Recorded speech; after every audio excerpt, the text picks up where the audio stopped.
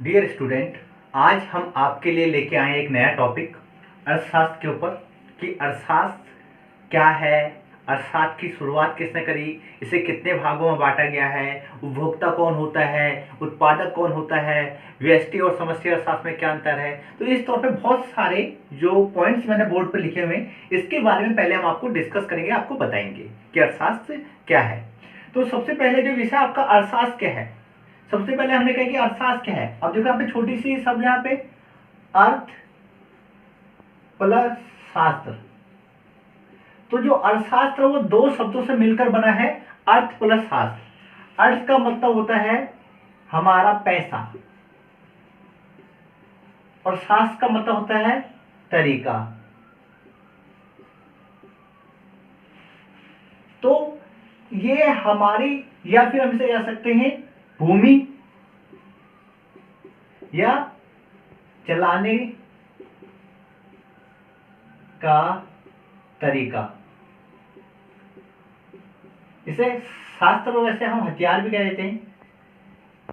तो यहाँ पे हथियार वो हथियार नहीं है, हथियार का मतलब यहाँ पे है कैसे किसी काम को करना है, किसी काम को कैसे किया जाता है। तो अर्थशास्त्र दो शब्दों से मिलकर बना है, अर्थ प्लस शास्त्र। मतलब कि पैसे से कैसे एक अर्थव्यवस्था को, भूमि को चलाया जा सकता है। जब तक लोगों के पास पैसा नहीं हुआ तो लोग कहीं भी मूव नहीं हो सकते। एक स्थान पे जहां पर हम वहीं के वहीं रह जाएंगे, वो एक जगह से दूसरी जगह नहीं जा सकते, क्योंकि एक जगह से दूसरी जगह जाने के लिए भी हमें पैसे की जरूरत है। अगर पैसा होगा तभी हम एक जगह से दूसरी जगह पे जा पाएंगे, खा पाएंगे, कपड़े पहन पाएंगे, पढ़ पाएंगे, सारे काम, ट्यूशन जा पाएंगे, स्कूल जा पाएंगे। और पैसा नहीं हुआ तो कोई भी काम नहीं कर पाएंगे। तो अर्थशास्त्र का मतलब क्या? पैसा, पैसे से चलने वाली व्यवस्था जिसको पैसे के द्वारा चलाया जाता है। अब देखिए अर्थशास्त्र का अर्थ, अर्थशास्त्र का अर्थ क्या होता है?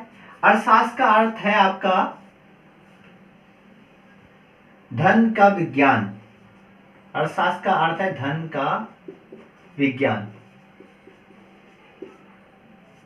धन का विज्ञान का मतलब छोटा सा एक वर्ड मैंने लिखा है यहाँ पे, अर्थशास्त्र को धन का विज्ञान भी कहा जाता है। यह धन का विज्ञान अर्थशास्त्र का अर्थ है एडम स्मिथ के अनुसार।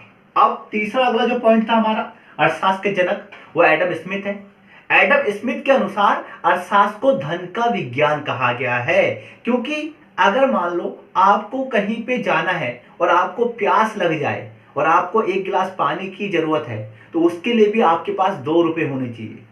यदि आपके पास 2 रुपए नहीं है तो आपको एक गिलास पानी भी नहीं मिल सकता। तो इसलिए उन्होंने कहा कि धन का विज्ञान। हर आदमी किसके लिए काम कर रहा है? पैसे के लिए, धन के लिए। कोई आदमी रिक्शा चला रहा है, कोई आदमी जूते पॉलिश कर रहा है, कोई आदमी पानी बेच रहा है।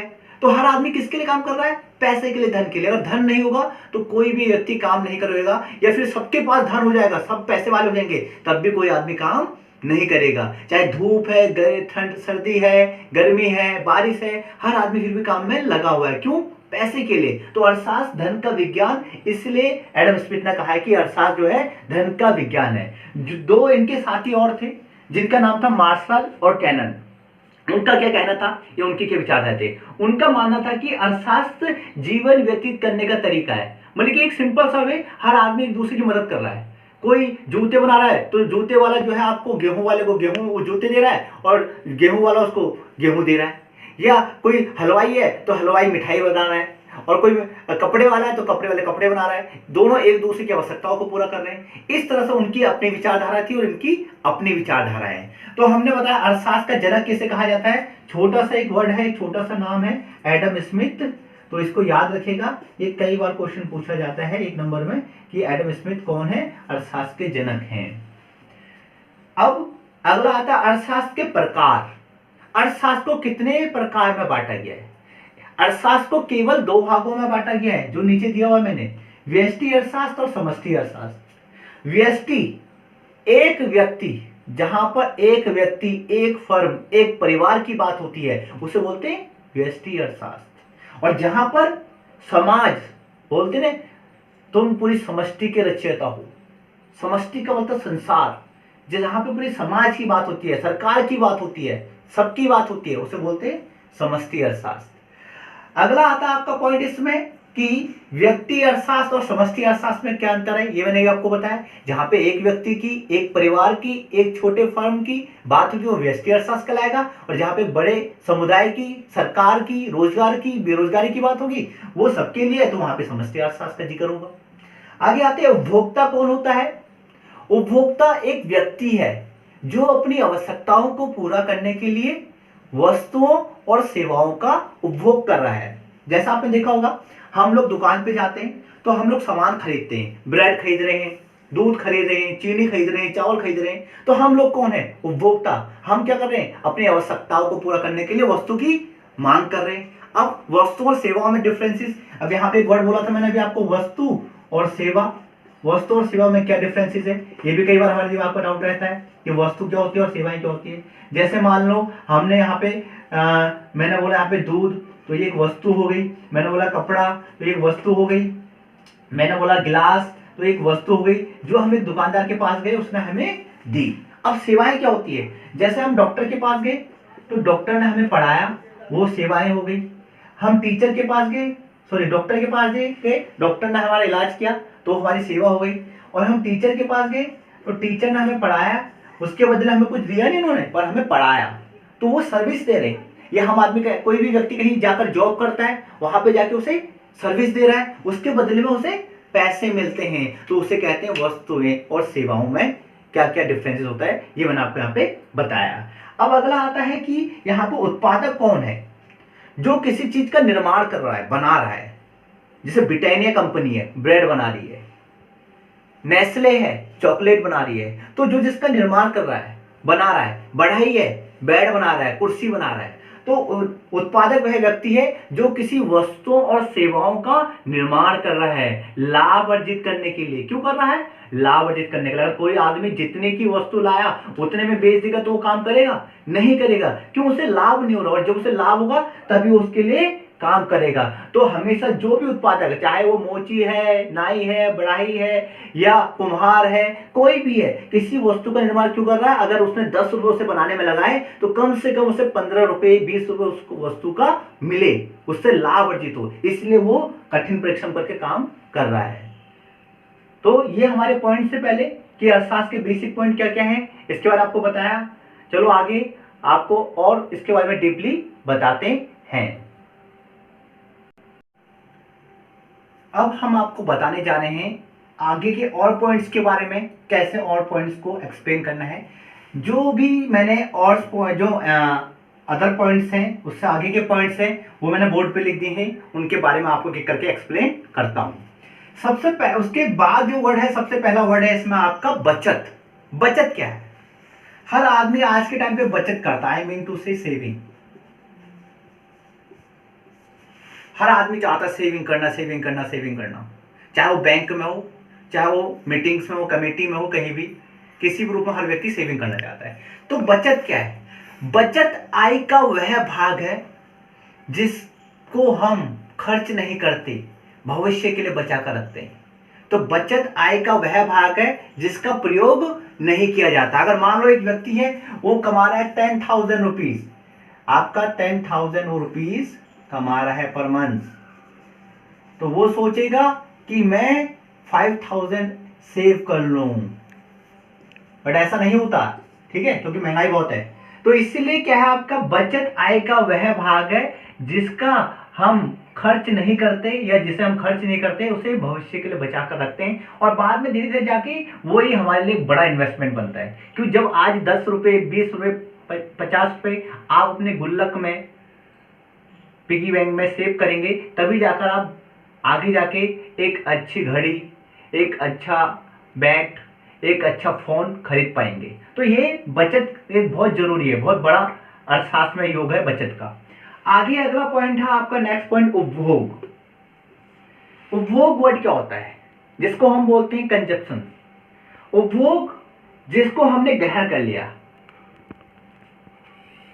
उपभोग क्या होता है? मान लो कोई व्यक्ति है और वो दुकान पे गया और वो वहां से ब्रेड लेके आया, दूध लेके आया और घर पे लाके उसको वो खा गया, तो उसी को कहते हैं ना उपभोग कर लिया। उपभोग का मतलब जिसका प्रयोग वो बेचने के लिए ना करके अपने प्रयोग के लिए अपने लिए उसका प्रयोग कर रहा है, या अपने लिए उसको बना रहा है, या अपने लिए उसे खरीद रहा है, उसे बोलते हैं आपका उपभोग।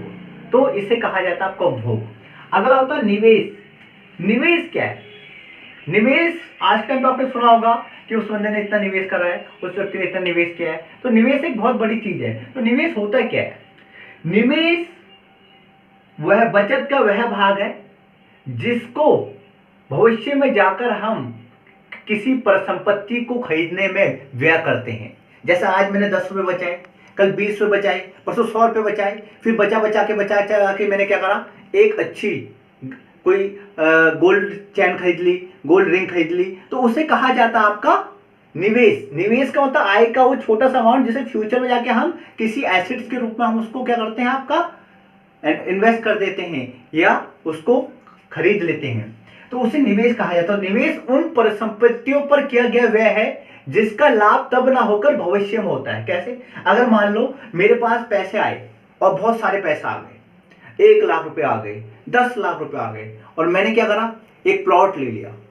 तो उसका प्रॉफिट मुझे आज लिया अभी थोड़ी होगा, 1 दिन बाद, 1 साल बाद, 6 महीने बाद, 2 साल बाद। कि अगर 1 लाख की कोई चीज खरीदी है, 10 लाख की कोई चीज खरीदी है, तो 1 दिन, 1 साल, 2 साल बात थी तो 12 लाख की, 15 लाख की होगी। ऐसा तो होगी नहीं मैंने तभी लिया और तभी डबल हो गई। तो क्या होता है कि उसका हमें प्रॉफिट तब तो नहीं मिलता, पर फ्यूचर में मिलने की पॉसिबिलिटीज होती है। तो उसे कहा जाता है आपका निवेश। अगला आता आर्थिक समस्या। आर्थिक समस्या या हम इसे कह सकते हैं चैन की समस्या। चैन की समस्या भी इसे कहा जाता है। जैसे हमारे पास साधन सीमित हैं और आवश्यकताएं असीमित हैं। जैसे देखो पानी हो गया, पेट्रोल हो गया, ये चीज क्या हमारे पास लिमिटेड है, पर हमारी आवश्यकताएं अनलिमिटेड है। अगर हम इनका सही प्रयोग नहीं करेंगे तो क्या होगा, भविष्य में जाकर ये खत्म हो जाएंगे।